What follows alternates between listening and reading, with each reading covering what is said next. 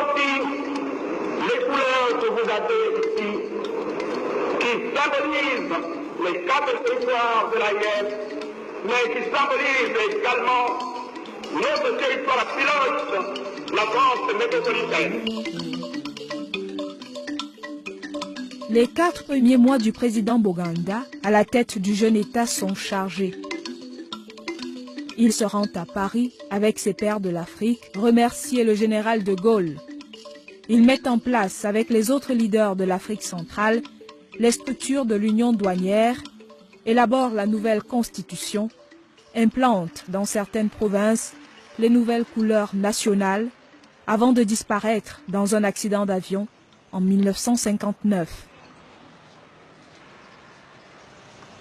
Le message qu'on peut retenir de Boganda, c'est cet appel au travail. Seul le travail libère. Et également, quand nous voyons la devise, il y a l'unité qui est là. L'unité, nous en avons besoin. Et Boganda disait, vaillez sur lui, malheur à l'homme seul. Donc, tu ne peux pas, toi, seul, vivre quelque part.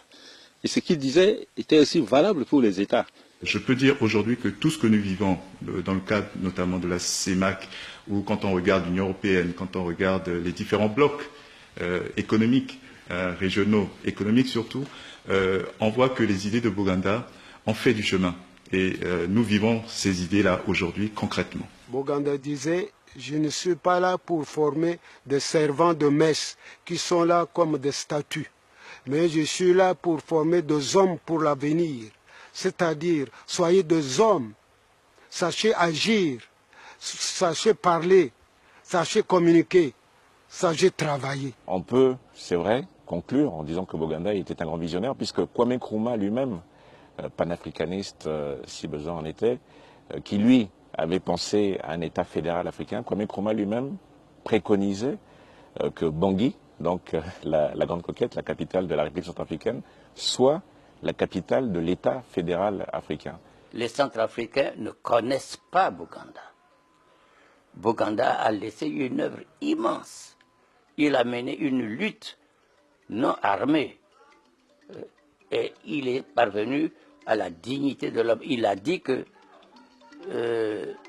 son existence n'a de sens que lorsque il délivrera les Africains de la servitude et de la misère.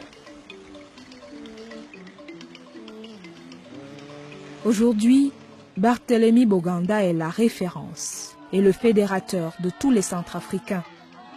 Son idée d'une Afrique centrale unie fait son chemin dans la sous-région.